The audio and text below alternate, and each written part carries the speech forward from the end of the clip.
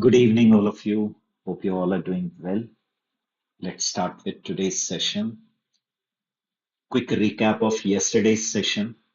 Yesterday, we started with one more important concept of Java, that is arrays, JavaScript, that is arrays. So in yesterday's session, we saw how to create array, different ways of creating array, then some methods we saw. Few are remaining, okay? And then we have to discuss one important topic called arrow functions. And then based on arrow functions also, there are some methods of array. Okay? Means some methods of array which are making use of arrow functions. Okay? So we have to first understand that and then dive into that part. So before that, few two, three methods are remaining that we will complete. First is index of. It is just going to search this value in your array. In your array, it will search this value, and the first occurrence, if found, it returns the position. And if not found, it will return -1. Okay. So what it is going to do in your array, it will search the first occurrence of the given value. If the value is found, it returns the position. And if the value is absent, it returns -1. Okay. And by default, the search starts from 0th position. Search by default start from 0 position. If you want to search from particular position, you can give start. If you give start, the search will start from that position. Okay. See, the index of method searches an array, whatever is your given array, for the element, which element, the value which you have passed, and if it is found, it returns its position. And if not, I already told you, it returns -1. See, now this is your array. You're writing numbers dot index of 20. So 20 is at 1th position. First occurrence, I told you, it will give you the first occurrence. So first occurrence of 20 is at 1th position. Index of 50, 50 is not there. It returns -1. And as I said, you can give start as well. Okay? I'll give you the demonstration as well.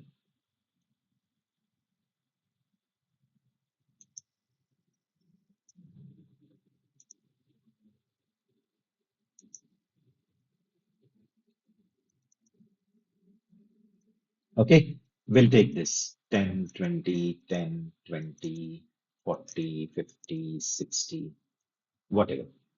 A dot index of, and I'm giving 20. So where is 20 found? 1th position. It will give 1. But in this only, if I give start position as 2, so it will start searching 20 from 2, 0, 1, 2. So from 2 onwards, it is going to search 20. So from 2 onwards, 20 is present at 3rd position. It is returning 3. Get it? And if you're giving any element which is absent, like 100, it returns -1. I hope it is clear to you, right? And suppose you want to find out the last occurrence of that value, then use last index of. Now, what last index of will do?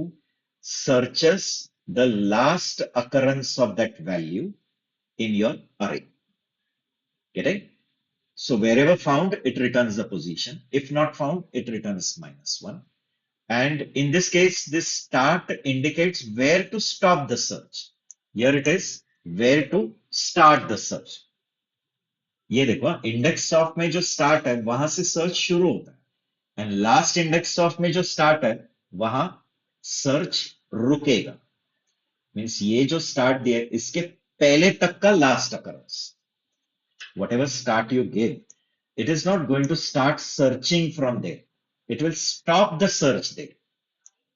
जो भी start दिया है उसके पहले तक का last occurrence ढूंढेगा. Before that, whatever the last occurrence is, that it will return. Understanding? ठीक है. तो same as index of, but returns the position of the last occurrence of the specified element. Usually last index of कब use कर रहा है? When there are repeated element and you want to find out the position of the element which is the last position from the right end or first position from the right end. Okay, see, this is your array of numbers. Numbers dot last index 20. Check 20's last occurrence 0, 1, 2, 3. It is giving 3. Here also you can give start, guys. But वो start में start यहां से शुरू नहीं करेगा searching. यहां searching रुकाएगा. इस case में जो start देता है यहां से सर्च करना शुरू करेगा. इस केस में ये जो भी पोजीशन दोगे उसके पहले तक का लास्ट अकरेंस. अंडरस्टैंडिंग? क्लियर? तो I hope it is clear. Like C,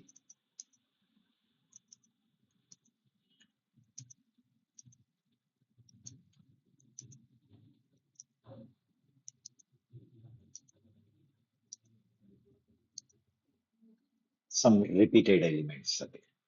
A dot last index of, and I'm giving 30. Where is the last index of 30? Here. 0, 1, 2, 3, 4, 5, 6, 7, 8, 9, 10, 11. Last index of use किया है ना, तो 30 का लास्ट इंडेक्स यहां. Get it? But if I give the start position, like I'm giving 7, ठीक है? तो where the search will stop at 7. At 7 means 6 के पहले तक. 0, 1, 2, 3, 4, 5, 6. 7 इंक्लूसिव नहीं है. 7 के पहले तक का last occurrence. It is going to search 30. But the search of 30 will stop at which place? Not start from 7. It will stop at 7. Means 7 exclusive. तो 6 तक ही. तो बताओ. 7 means this 20. So before that, last occurrence of 30 is here, which is 6th position. Getting? So hope this is also clear. And यहाँ भी अगर element absent है, तो obviously it will give you what? If the element is absent, it will give you -1. Okay, you're trying to search before 740. Before 740 नहीं है ना. 7th position ये है, तो इसके बिफोर कहीं भी 40 है नहीं. ठीक है. But if I would have not given this, then does it return 9? है. विद दिस इट प्रूव्स कि सर्च 7 से शुरू नहीं किया. 7 पे रुकाया सर्च. 7 पे सर्च रुकेगा in case of last index of. And in case of index of 7 अगर देता हूं तो from there it will search. ठीक है. That is the basic difference. Then comes includes. This is added later in ES7.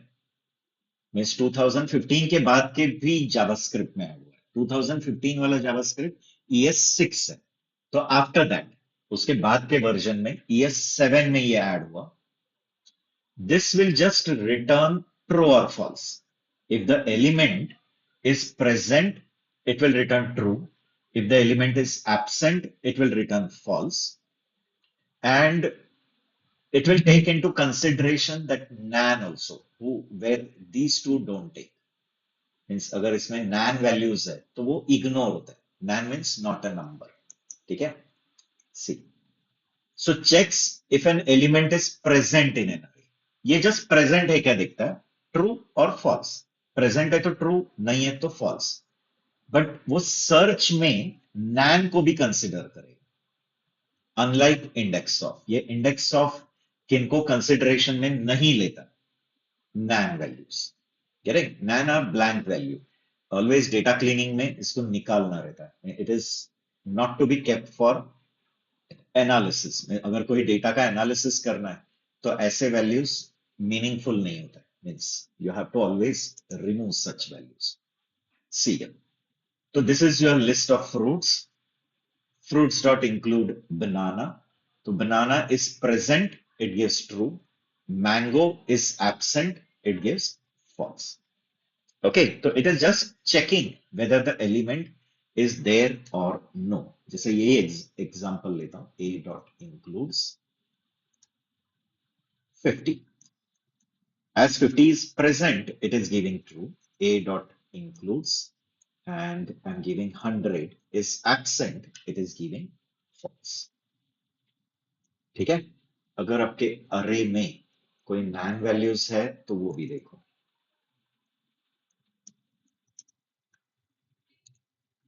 Okay, and now if you are writing includes, it gives true, right? But a dot index of, and when nan check करो, it gives -1. Why? Because index of nan को ignore करता है. Means it will not consider in search which values nan value. ठीक है, तो ये basic difference है, वो याद रखना. Now, I hope these three functions are clear. Now we have to dive into very other important topic, that is arrow functions. Now, some may be already from the Java background. They might be knowing about arrow function. They we call it as arrow function or lambda function. In Python also we have. Okay, Java has introduced it later. Java 8 and all में ये introduced हुआ है. ठीक है. So what are arrow functions? That we will discuss. And then there are some more functions of array. Array के और functions है. Map है, reduce है, filter है, for each है, काफी और है. But वो सारे जो functions है, वो सब arrow function का application है. Okay. So first we will discuss about what are arrow functions. You can say arrow functions are anonymous functions. Means functions without name. Okay, they are arrow functions are anonymous functions. Anonymous meaning, I hope you are understanding. Right, guys? You can give me quick confirmation if you are listening to me carefully. So arrow functions are functions without name. इसलिए उसको anonymous कहेंगे. Getting? And it is generally a one-line function. It takes arguments लेगा ये, but इसको name नहीं है. Round bracket में arguments pass करो, and then you have to give equal greater, and this side there will be body, and that body is usually a single line task. एक ही line का task है. Meaning whatever calculations and all you do, that also it is automatically going to return. You don't even have to return. Getting? And arrow functions के एक limitations होते हैं. They don't do side effects and all. Getting? They cannot modify the values of the outer scope. Getting? So only single line tasks they perform. Okay. Previously, before arrow function, how anonymous functions used to be created. That too I'll tell you. Don't worry. तो देखो, arrow functions were introduced in ES6, that is 2015. Okay, JavaScript में ये introduce हुआ. And you may say like why they have introduced? To promote declarative coding, or also called as functional programming, or declarative programming को promote करना. Declarative programming means you just have to tell what to do. You don't bother about how to do. Means big algorithms जो होता है वो हमें नहीं लिखना है. Your algorithms are written by someone else for you. वो जो लेंदी algorithms है, जो legacy code है, boilerplate codes है, जो standard codes है, legacy code है, वो सालों साल लिखे जाता है. वो codes तुम्हारे लिए कोई तो और create कर रहा है. You don't have to write it. You just have to tell what to do. I'll tell you the applications. जब applications पढ़ोगे तब खुद ही समझ में आएगा. So arrow functions introduced in this. Always remember they are anonymous functions, means they are functions without name. हाँ, but you can collect their reference. उनका reference collect करके वो रेफरेंस यूज करके वो फंक्शन कॉल कर सकते हो. ठीक है. तो arrow function allow us to write shorter function syntax, single line functions. See, बस एक लाइन में लिखना है. This is arrow function. It is a two argument function and what it is doing, just multiplying that two argument. You don't even have to write return. वो assumed है कि a into b जो हो रहा है वो return ही होने वाला है. But it is just defining this function. ये फंक्शन सिर्फ डिफाइन हुआ है, फंक्शन कॉल नहीं. ये डेफिनेशन का रेफरेंस सिर्फ फू में रखा है. फू भी एक ऑब्जेक्ट है. It is a function object. इसको फंक्शन ऑब्जेक्ट कहेंगे. एंड फू में ये फंक्शन का रेफरेंस है, तो उसका यूज करके आप फंक्शन कॉल कर सकते हो. सी, foo 4, 5. Get it? So when you are writing foo 4, 5 means actually this code will get executed. 4 will go in A, 5 will go in B, it will multiply. Return also, you don't even have to write return statement. By default, it will return. That gets printed. Get it? You can check its type as well.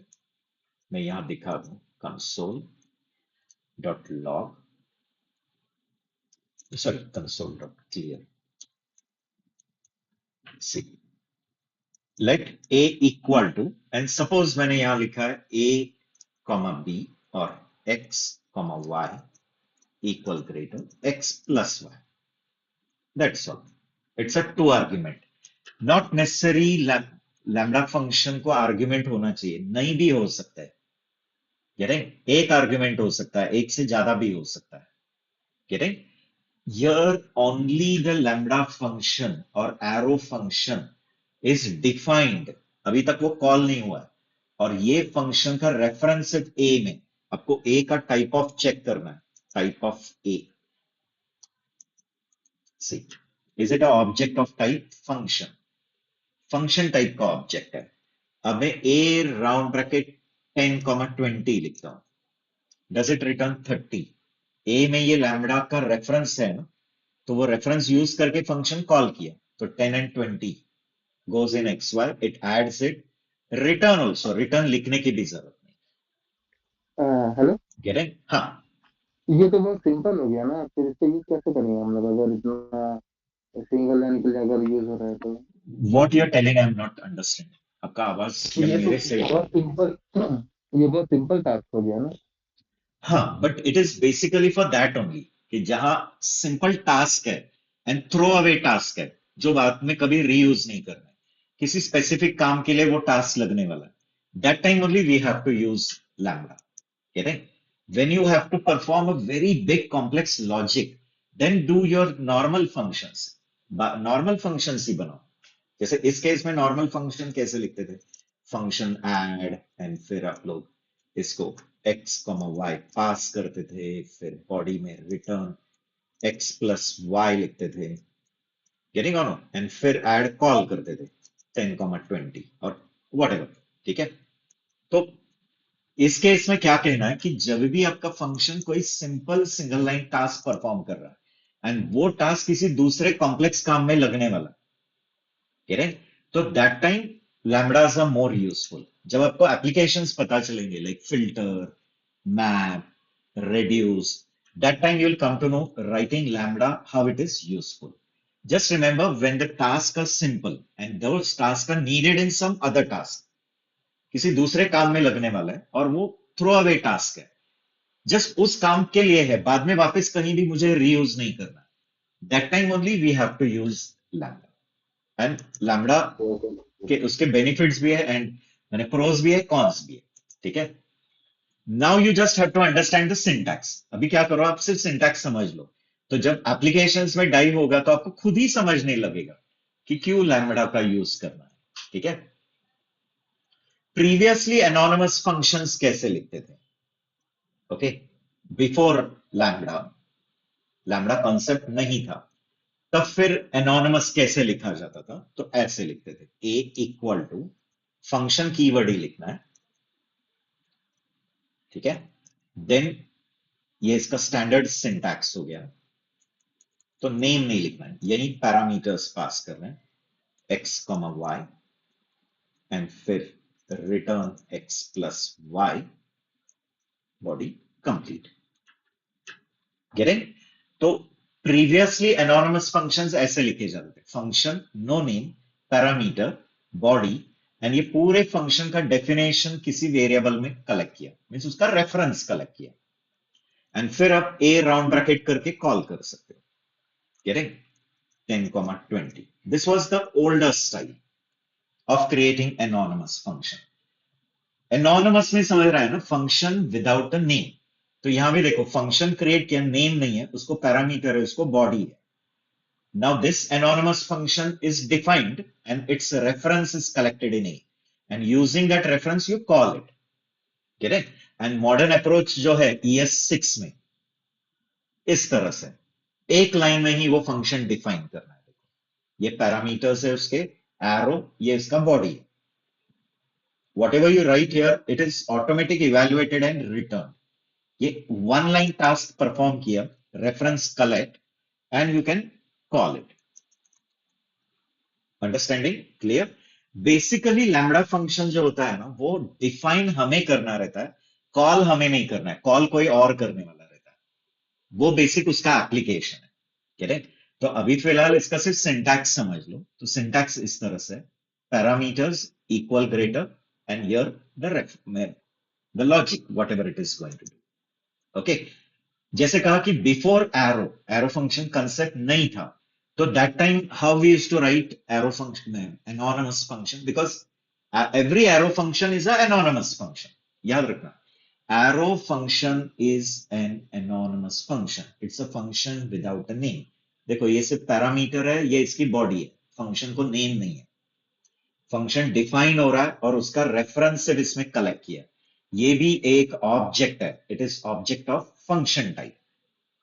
Get it? Okay, see here.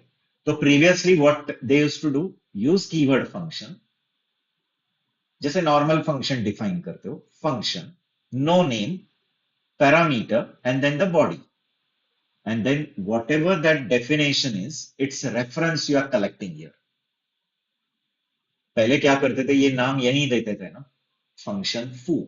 तो यहां क्या किया, without name function define किया और उसका सिर्फ reference collect किया in a function object. This is a function object, इसका डेटा टाइप फंक्शन है, एंड फिर वो रेफरेंस यूज करके आप कॉल करोगे। Getting on? Foo equal to function body console dot log, suppose लिखा है यहां हेलो वर्ल्ड। ठीक है? तो ये एनोनिमस फंक्शन डिफाइन हो गया और उसका रेफरेंस फू में है। अब मैं रेफरेंस यूज करके उसको कॉल कर सकता हूं। देखो फू राउंड ब्रैकेट का, तो it is calling that and what is done inside it, console dot log hello world, तो it is displaying hello world. Correct? So that was older style, अभी newer style, that is after arrow।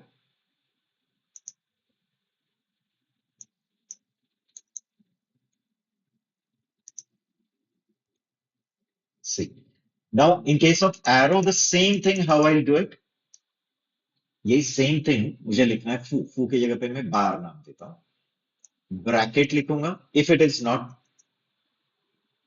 Not taking any argument, and body में अगर एक ही line है तो directly लिख सकते हो वो लाइन, कंसोल डॉट लॉग।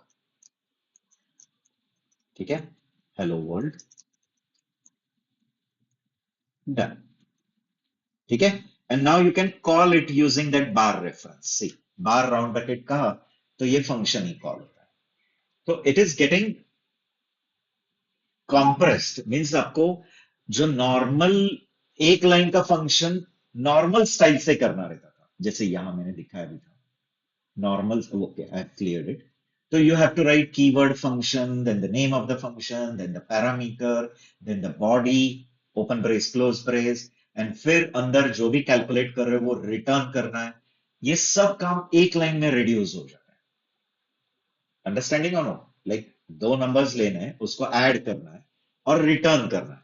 तो आप लोग इतना सब लिखते थे ना, देखो ये वाला जो फंक्शन है, correct? Function keyword, name of the function, parameter, then the body in open brace, and then you will write that return. ये सेम एक लाइन में प्रिसाइज कंसाइज हो जाता है, एक लाइन में ही ये रिड्यूस हो गया. Getting how add equal to x comma y arrow x plus y, that's all. Getting, and if you are calling that add, it will just execute this x plus y. But सिर्फ x plus y execute नहीं कर रहा है, उसका answer भी return कर रहा है. Not even you have to write return keyword. Correct? तो आफ्टर एरो, देखो इसको कुछ भी पैरामीटर नहीं है, तो just bracket arrow and body.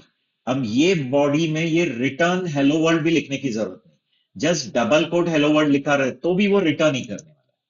C, if the function has only one statement and the statement returns a value, you can remove the bracket and the return keyword also. ये case में ये return भी लिखने की जरूरत नहीं, ये bracket भी लिखने की जरूरत नहीं, directly write double quote hello world. Understanding clear? तो फर्स्ट ऑफ ऑल तो कंसेप्ट समझ में है कि arrow functions means functions without name, functions without name और एनोनिमस फंक्शंस. ठीक है, introduced in ES6. This is actually introduced to promote declarative programming. ये याद रखना है, इंपरेटिव कोडिंग होता है, डिक्लरेटिव कोडिंग होता है. एकदम इनिशियल लेक्चर में भी मैंने बताया, if you have attended the first session very well, if you you should remember it, that languages एक तो इंपरेटिव कैटेगरी में आता है या declarative. Imperative languages are algorithmic languages, meaning in that what to do, how to do हमें ही है, मैं क्या करना है और उसको कैसे करना है, उसका पूरा एल्गोरिथम भी हमें इंप्लीमेंट करना है. डिक्लरेटिव लैंग्वेजेस होता है, इसमें सिर्फ हमें बताना है what to do, how to do someone else is going to do it. इनका भी यही कहना है कि एरो फंक्शंस का यूज करके आप लोग कैसे डिक्लरेटिव प्रोग्रामिंग जावास्क्रिप्ट में इंट्रोड्यूस कर सकते हो, एंड कैसे आपके लेगेसी कोड्स जो होते हैं, लेगेसी लॉजिक्स जो होता है, लेगेसी मीन समझ में आया ना, जो ट्रेडिशनल कोड्स है बट जो निकाल नहीं सकते, वो आज भी लगता है हमें, वो लॉजिक्स कैसे आपके अवॉइड हो गए. एंड अवॉइड बोलने की जरूरत है, हमें नहीं लिखना है, someone else is going to develop it for you. Correct? तो in that you have to provide some information that you provided using arrow. Okay, तो I tell you how to do it, but concept पहले समझ लो कि arrow functions are functions without name. They are just a shorter form of your normal function. Normal function जो define करते हैं उसका very concise single line representation. देखो यही फंक्शन जो दो आर्ग्यूमेंट ले रहा है और दोनों को मल्टीप्लाई करके रिटर्न, इसको नॉर्मल फंक्शन लिखा रहे तो क्या लिखना पड़ेगा, फंक्शन, फंक्शन नेम ब्रैकेट ए कॉमा ब्रैकेट अंदर फिर रिटर्न ए प्लस ए इंटू बी. ये पूरा एक लाइन पे रिड्यूस हो रहा है, फंक्शन कॉल नहीं हुआ है, function is not getting called, it is just defined. Its reference is collected. And using that reference, you can call it any number of times. Getting? Okay. And how to define arrow function? इसका general syntax ऐसे, bracket, parameters, if there are, एक से ज्यादा है, नहीं भी है, फिर equal greater, and this side, expression. Okay. No need to write even return. हाँ, अगर इसमें कुछ ज्यादा लाइन है तो आप ब्रैकेट लिख सकते हो, you can give open brace close brace, but वो उसका मेन पर्पस नहीं है. बहुत लॉजिक लिखना रहेगा तो आप नॉर्मल फंक्शन लिखो. लेंदी लॉजिक्स जब रहते हैं तो उसका इंटेंशन ये कि वो रीयूज होने वाला है. लैम्बडा तब होता है जब वो वन टाइम यूज होने वाला है for some purpose. Throw away functions होते हैं, it is just needed for some other task. वो टास्क पूरा हो गया तो इसका कुछ जरूरत नहीं है. करेक्ट? तो it is only one time needed और it is a throw away function. That time only we go for arrow functions. ठीक है, तो इसके एप्लीकेशंस पता चलेंगे. देखो जैसे ये जो एरो से लिखा था उसको कैसे एक लाइन पे लेके आया, नो पैरामीटर, ये लिखा equal greater, and it was returning a string hello world. No need to even write return, no need to even write block, just directly write that string. वो return ही होने वाला है. Correct? f equal to, देखो bracket equal greater hello world. And now if I call that f, is it returning hello world?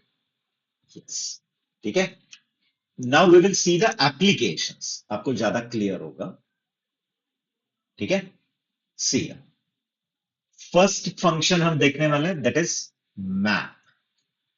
Okay. Map is the function of array. Array का function है. Array dot map. Now when to use it, that I'll tell you. Example suppose मैं कहता हूं if you have an array, एक array है, इसमें कुछ elements है. Okay, there are different elements. And what I want to do is each and every element, I want to transform it into something else. इसको transform करना है. Means इसको किसी एक function को pass करना है. F of x, where x is each element of this array. Getting? ये x एक एक element है. And transform करके जो output आएगा, वो मुझे दूसरे array में चाहिए. Whatever output you get, I want to store it in another array. And that transformation, who is doing this? F. It is taking x, doing some transformation on it, and producing another value. Like transformation है square.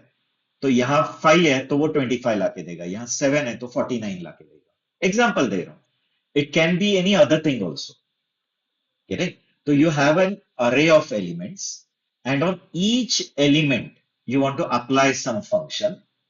And after applying that function on each element, you'll get the result. That result again you want in an array form. Array form में चाहिए. ठीक है? तो इसके लिए आप legacy code अगर लिखते थे, लेंदी कोड, तो देखो पूरा खुद लिखते थे, तो कितना लेंदी काम होता था, और वो काम कैसे ये मैप तुम्हारे लिए कर रहा है. And that's what I want to tell you. It is a declarative style. Declarative style means you are just telling what to do the mapping. वो मैपिंग कैसे करना है ईच एलिमेंट पे, वो सब मैप कर लेगा. How it is going to avoid your lengthy code, that I tell you. As an example I said, मैंने एग्जाम्पल क्या दिया था कि एक अरे है, एंड अरे के ईच एंड एवरी एलिमेंट पे मुझे एक फंक्शन अप्लाई करना है. Okay, F of X, and where X is the element from your array A. अरे ए के ये एक एक एलिमेंट है, and it will produce and give you y equal to f of x, and that y is kept in another array b. एक दूसरा अरे b आना चाहिए. तो इन शॉर्ट इसको हम मैपिंग ही कहेंगे ना. It is mapping elements of A to element of B. Mapping ही तो हो रहा है. एंड मैपिंग कौन कर रहा है? ये एफ. मैथमेटिक्स अगर मैथ्स अच्छे से पढ़ा है, डिस्क्रीट मैथ्स एंड ऑल, तो y equal to F of X is what? Mapping of x to y only ना. x is a element and x is getting mapped to y, but ये x इस y को ही क्यों map हुआ? Because of f. It is like that. This is one set of value x and this is another set of value y. ठीक है? तो ये x इस y को मैप हुआ, ये x इस y को मैप हुआ, ये x यहां मैप हुआ. तो कौन सा x कौन से y को मैप हुआ, ये f तय करता है. तो f एक फंक्शन. तो f एक एक करके वैल्यूज ले रहा है और उसके ऊपर कुछ प्रोसेसिंग करके y दे रहा है, और y ये वाले सेट में. तो ये x इस y के साथ मैप हुआ, but which x is map to which y, f decides. Correct? तो अगर आपको ऐसा कुछ टास्क दिया है एंड लैम्बडा नहीं है, ये मैप फंक्शन भी नहीं है, correct, and lambda is also not there, then how you will write that lengthy code, that first I'll tell you, and then we will do it with the help of map. How map will reduce the same thing to just few lines of code. ठीक है? कैसे आपका legacy logic जो है वो कैसे map कम कर देता है, एंड वहां ही एप्लीकेशन ऑफ लैम्बडा आता है. I tell you.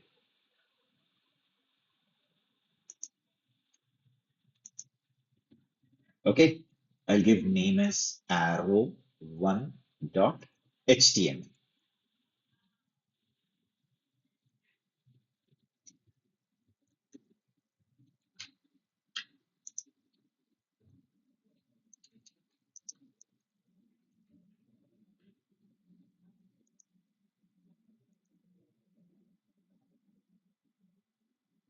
HTML का ऐड किया था, ठीक है, no problem।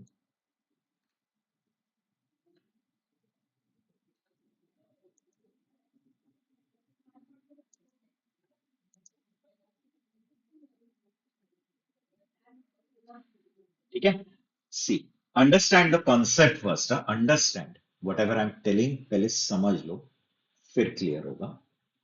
देखो, जैसे अगर एक अरे ए है, इसमें कुछ वैल्यूज है, 10 है, 5 7 है, 12 है, ठीक है, 9 है, 13 है, एंड किसी ने कहा कि इन सबका मुझे स्क्वायर चाहिए, सबका स्क्वायर एक दूसरे अरे में, अनदर अरे, I need it, is it right?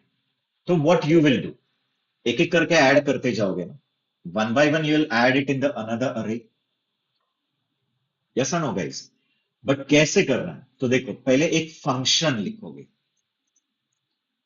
ठीक है, फंक्शन कॉल्ड स्क्वायर, जिसको x पास किया है और वो आपको रिटर्न करेगा x इंटू एक्स। ऐसे समझ लो कि मैंने एक फंक्शन लिखा है स्क्वायर, जिसको एलिमेंट दिया तो वो उसका स्क्वायर रिटर्न कर रहा है। अब मुझे ये जो फंक्शन स्क्वायर है, वो हर एक एलिमेंट पे अप्लाई कर रहा है। मैं square of 10, square of 5, square of 7, square of 12, square of 9 apply किया, और जो आंसर आएगा वो एक दूसरे लिस्ट में डालना है। गेटिंग? लिस्ट मींस अरे में, तो I will create another empty अरे। ये राइट है क्या? अभी आप ये लिस्ट को ट्रैवर्स करोगे, देखो कैसे लेगेसी लॉजिक्स, ट्रेडिशनल लॉजिक्स जो आप लिखते हो, वो कैसे रिड्यूस हो जाएगा to single line code with the help of map, and then you will realize the applications of lambda function. ठीक है, अब ये एम्प्टी लिस्ट क्रिएट किया, अभी आप क्या करोगे, फॉर फॉर ऑफ यूज करोगे, फॉर ऑफ एलिमेंट, उसको मैं एक्स कहता हूं, ऑफ ए, ठीक है, तो ए का एक एक एलिमेंट लेते जाएगा, एक्स में आएगा, वो एक्स में स्क्वायर को दूंगा, और जो आंसर आएगा वो बी में पुश करो। कल ही हमने पुश फंक्शन देखा है, B dot push, and I call square of X, done. And now you can print and see console dot log, you can print your original array a, and you can print and see your new array b, ठीक है, is it right? I hope it is clear. But you have return the logic, guys, तुम लोगों ने logic लिखा है, means तुम लोगों ने एक पहले फंक्शन लिखा है जो मैपिंग का काम करता है, कि x लेता है और उसका आउटपुट स्क्वायर देता है। ये हो गया आपका f of x, it takes x and gives you y, what is y? Square of x। then this function you have applied on each and every element of your array, and after applying whatever result you got, you have stored in the another array, empty array. Correct? So this logic of mapping that function on each element of the array, and whatever result you get, putting it in the another array, you have written. Map ये तुम्हारे लिए करेगा, आपको सिर्फ क्या mapping function है उतना बताना है। ये पूरा लेगेसी लॉजिक कौन तुम्हारे लिए इंप्लीमेंट करेगा? Map function. And that is what I want to tell, कि ये जो भी मैप, फिल्टर, रिड्यूस, ये सब चीजें जो मॉडर्न जावास्क्रिप्ट में ऐड किया है, इनका मेन इंटेंशन है to move towards declarative coding और functional programming. Declarative coding meaning you just tell what to do, you don't have to bother about how. Means जो ट्रेडिशनल एल्गोरिथम्स आप लिखते हो, वो सब तुम्हारे लिए कोई तो और इंप्लीमेंट कर रहा है, एंड तुम्हारा काम कम हो जाता है। Get it? How, that I tell you, but before that ये पार्ट देखो आप रन करके।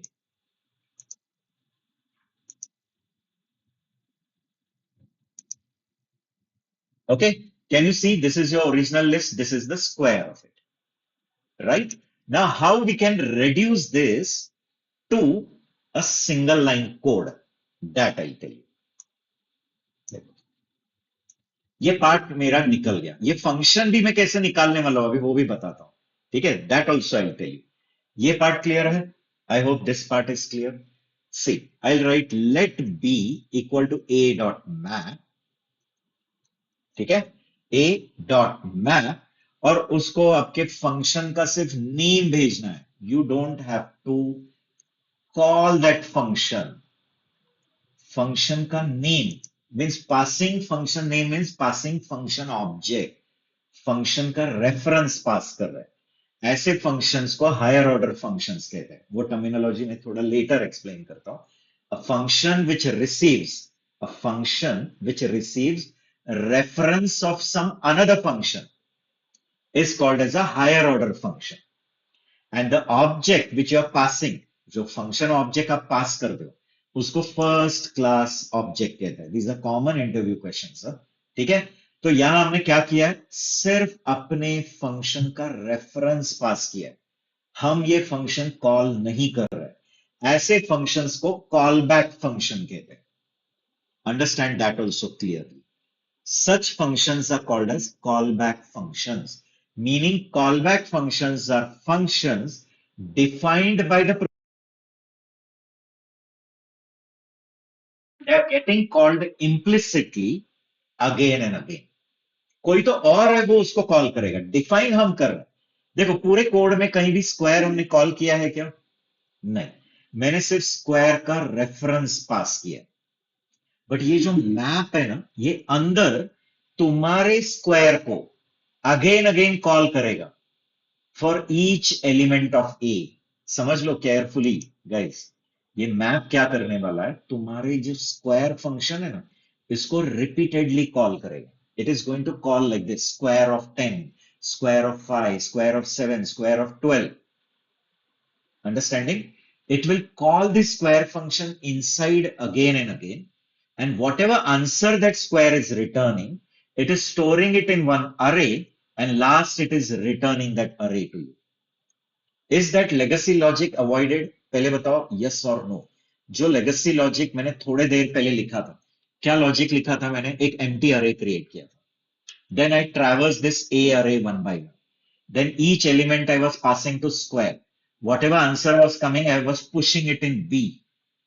That whole work, who is doing it for you? वो पूरा काम तुम्हारे लिए कौन कर रहा है? मैप कर रहा है. सिर्फ मैप को आपको मैपिंग का फंक्शन भेजना है.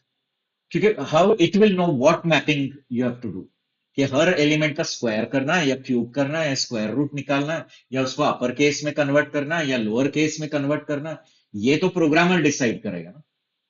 बट वो फंक्शन को ईच एंड एवरी एलिमेंट पे मैप करना है, ये काम मैप कर देगा. अंडरस्टैंडिंग और नो?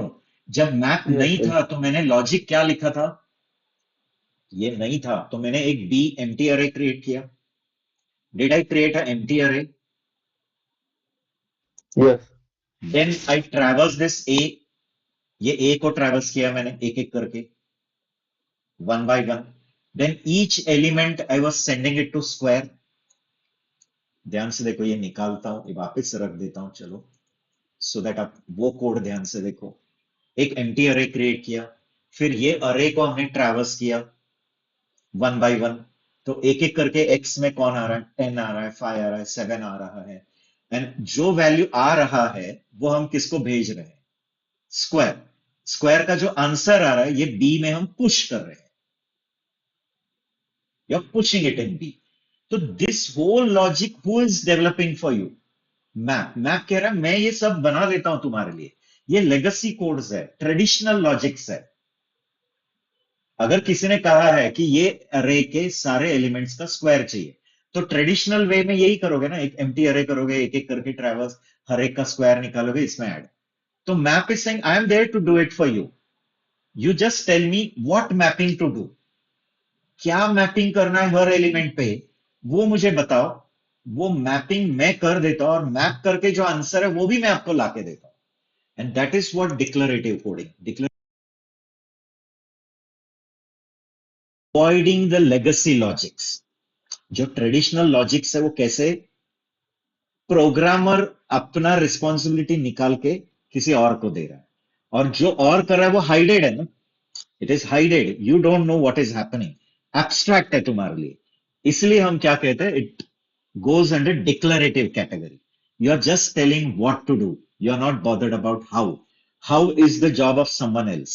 तो कौन है वो समवन एल्स? मैप। देखो ये कैसे पूरा कोड एक लाइन पे रिड्यूस हुआ। यहां मैंने लिखा a डॉट मैप एंड मैंने जस्ट मेरा स्क्वायर फंक्शन का रेफरेंस पास किया। I've just passed the reference. Name of the function is also object, guys, and it is object of function type. ये फंक्शन टाइप का ऑब्जेक्ट है। अगर आपने इसका टाइप प्रिंट करके देखा ना स्क्वायर का, it will print function. Now tell me, ये स्क्वायर का नाम सिर्फ भेजा है। Is this square getting called by us? No, हम लोग नहीं कॉल कर रहे। Who is going to call this square again and again internally? Map. How many times for each value of A के ईच वैल्यू के लिए square call होगा। Square of 10, square of 5, square of 7, and every time what ever answer you get, that are stored in another array and that array directly you get। तो देखो कितना काम कम हो गया ना तुम्हारा। एम्प्टी अरे बनाना है, फिर एक एक ट्रैवर्स करना है, हर एक एलिमेंट को स्क्वायर को भेजना है, जो आंसर आता है वो बी में पुश करना है। वो सब काम किसने कर दिया? मैप ने। बट क्या मैपिंग करना है वो आपको बताना पड़ेगा, तो यहां मैंने वो एक फंक्शन भेज दिया। देखो अब अभी भी रन करके देखो, इसमें थोड़े से एलिमेंट दूसरे डाल देता हूं, एक 6 ऐड कर देता हूं, एक 11 ऐड कर देता हूं। Getting? See and rerun. Is it giving you the squares of all that? Right? ऐसे functions को हमें क्या कहना है? Callback functions. Callback functions means functions which are getting implicitly called again and again. We are just defining it. हम सिर्फ define करते हैं. Okay? Call हम नहीं करते. Someone else is calling it for you, but again and again. देखो map again and again square call. Understanding? अभी ये कोड और भी कम होगा अगर आप लैम्बडा का यूज करते हो। तो पहले मैंने एक फंक्शन डिफाइन किया और फिर उसका नाम भेजा। एनीवे फंक्शन का नेम मींस एक फंक्शन ऑब्जेक्ट है। तो अभी जावास्क्रिप्ट कहता है कि ऐसे सिचुएशन में क्यों ये फंक्शन पहले से डिफाइन किया है। एनीवे ये फंक्शन सिर्फ ये मैपिंग की जरूरत है, बाद में कभी लगने वाला नहीं है, ये रीयूजेबल नहीं है। करेक्ट? ये यहां सिर्फ मैपिंग के लिए लगने वाला है। तो why not to define a lambda over here only? ये निकाल देता हूं। ठीक है? कैसे मैं ये निकाल देता हूं, और यहां देखो मैं क्या लिख रहा हूं, x arrow x into x. That's all. हो गया। फंक्शन कॉल भी नहीं हुआ है, ये फंक्शन डिफाइन हुआ, lambda function, anonymous function. One argument का इसलिए ब्रैकेट लिखने की भी जरूरत नहीं, चाहिए तो लिखो इधर। एज वो वन आर्ग्यूमेंट है, there is no need to write bracket. You can just write x into x. Is a anonymous function defined, guys? वही डिफाइन हुआ। देखो पैरामीटर की जगह पे ये एनोनिमस डिफाइन हुआ। कितने आर्ग्यूमेंट का लैम्बडा डिफाइन हुआ? One argument. और वो कर रहा है क्या? जो आर्ग्यूमेंट है उसका स्क्वायर रिटर्न कर रहा है। Is this lambda called yet? Lambda बोलो या एरो बोलो, arrow function also called as lambda function. So tell me, is this function called yet? No, it is defined and its reference is passed to map। जैसे पहले square पास हो रहा था, तो अभी ये लैम्बडा का रेफरेंस पास होगा, क्योंकि ये लैम्बडा को भी रेफरेंस रहेगा ही ना गाइस। अब बताओ, अगर ये x यहां लिखा रहता था, लेट स्क्वायर इक्वल टू, और ऐसे लिखा रहता था, और यहां स्क्वायर लिखा, चलेगा कि नहीं? चलेगा। बराबर। तो ये लैम्बडा डिफाइन हुआ, वन आर्ग्यूमेंट लैम्बडा, जो सिर्फ एक्स इंटू एक्स कर रहा है, और उसका रेफरेंस स्क्वायर, स्क्वायर में इसका रेफरेंस है, ये फंक्शन ऑब्जेक्ट है, एंड ये पास किया। Whenever you pass a function object to any other, वो अदर फंक्शन को हायर ऑर्डर फंक्शन कहा जाता है, एंड ये जो फंक्शन ऑब्जेक्ट है उसको फर्स्ट क्लास ऑब्जेक्ट भी कहा जाता है। करेक्ट? बट ये भी क्यों करूं? क्योंकि एनीवे मुझे ये स्क्वायर बाद में कभी लगने वाला नहीं है, मुझे ये सिर्फ मैपिंग के लिए चाहिए था। ये मैपिंग का काम हो गया, I don't need this task again, it is throw away. तो why to store it here? Can I define this function only directly over here? यहीं के यहीं मैं फंक्शन डिफाइन कर रहा हूं, और डायरेक्टली उसका रेफरेंस किसको पास हुआ। तो अब देखो प्रीवियसली मैंने जो कोड लिखा था वो कैसे वन लाइन पे रिड्यूस हुआ कि नहीं। तो वन लाइन हमारे लिए है, बैकग्राउंड में वो उतना ही लॉजिक है गाइस। पीछे जाके देखोगे मैप के अंदर घुस के अगर देखना है तो उसमें वही लॉजिक जनरेट हुआ है क्या। उसने एक एम्प्टी अरे क्रिएट किया, फिर ये लैम्बडा को अगेन अगेन कॉल किया फॉर ईच एलिमेंट ऑफ ए, फिर लैम्बडा ने जो आंसर लिया वो एम्प्टी अरे में पुश किया एंड लास्ट में वो अरे आपको रिटर्न किया। तो वो जो लेगेसी लॉजिक मैंने लिखा था, that is been develop by someone else for you. किसने वो लॉजिक तुम्हारे लिए डेवलप करके अंदर बना दिया? मैप ने। मैप से बोल रहा है मुझे बताओ क्या मैपिंग करना है, वो मैपिंग कैसे करना है हर एक पे वो मैं कर लेता हूं, यू डोंट बॉदर। तो मैपिंग क्या करना है हर एक का स्क्वायर, तो वो मैंने बता दिया। Getting on? देखो, still if you run it you'll get the same output। चाहिए तो और एलिमेंट्स बढ़ा देता हूं, 25 डाल देता हूं। सी, so I hope now you are at least getting an idea why to write lambda। तो lambda जनरली कब लिखना है? जब आपके सिंगल लाइन टास्क है, सिंपल टास्क है, and that task is needed for some other task, किसी और टास्क के लिए लगने वाला है। एंड ये ऐसे टास्क है जो वन टाइम टास्क है, थ्रो अवे टास्क है, सिर्फ वो पर्पस के लिए लगने वाला है, बाद में रीयूजेबिलिटी नहीं करनी है। हाँ, but if you want proper reusability then you will define a function with a name only guys। Function with a name बनाओगे एंड फिर वो फंक्शन 10 जगह पे आप रीयूज कर सकते हो। बट ऐसे फंक्शंस जो किसी पर्टिकुलर टास्क के लिए ही लगने वाला है, बाद में हमें लगने वाला नहीं है, तो lambda is the best option. Understanding? Yes और नो? तो ये क्विक कंफर्मेशन दे सकते हैं कि कैसे यहां लैम्बडा का यूज हुआ। ओके, तो देखो, the map method creates a new अरे, एक नया अरे बना के देगा by performing a function on each अरे एलिमेंट। आपके अरे के एलिमेंट पे एक फंक्शन अप्लाई करेगा, एंड फंक्शन अप्लाई करके जितने भी आंसर्स आते हैं हर बार वो और एक अरे में रखेगा and it will return you that अरे।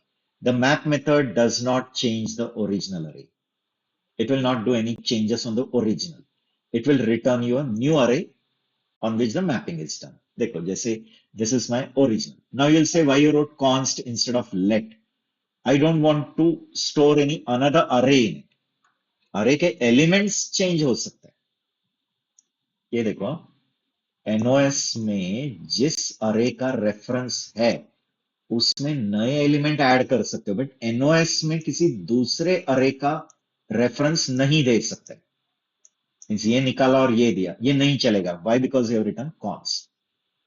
As you have written const, the reference in this array is fix. ये पूरे अरे का रेफरेंस इसमें, अरे में एलिमेंट बढ़ा सकते हो बट अरे के अंदर का रेफरेंस बदल नहीं सकते। ठीक है? And C NOS dot map, और ये लैम्बडा फंक्शन है। What is this lambda doing? Taking one argument and returning double of it. Getting? And ये डबल्स अरे अगर प्रिंट करके देखा तो 98, 18, 32, 50 ये आ गया रहेगा। Getting on?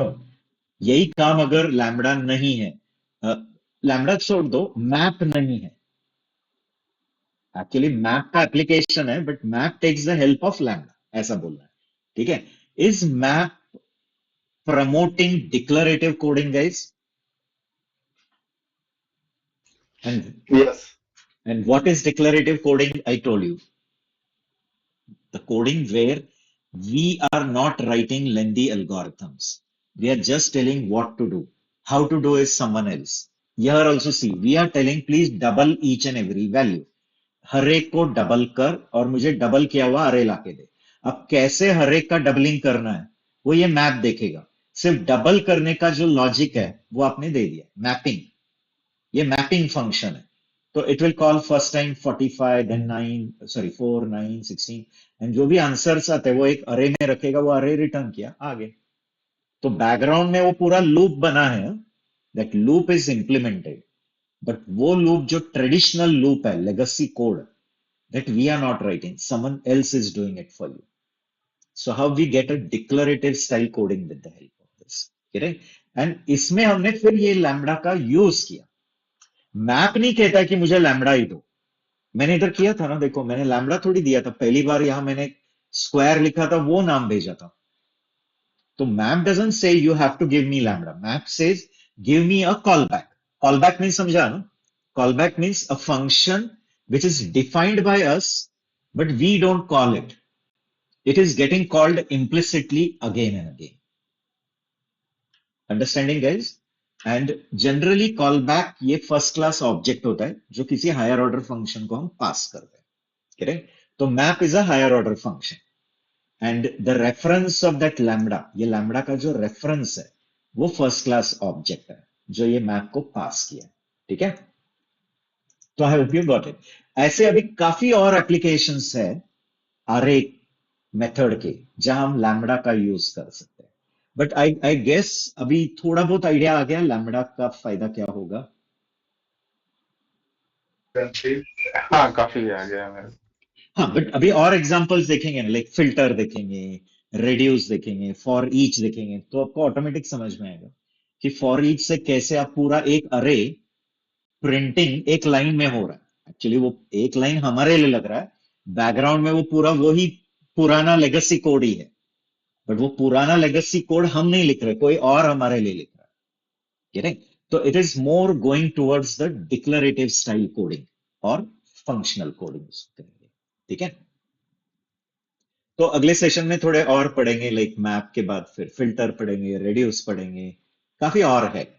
ठीक है? फॉर ईच है, फिर सॉर्टिंग के फंक्शंस है, वो भी दिखाता हूँ।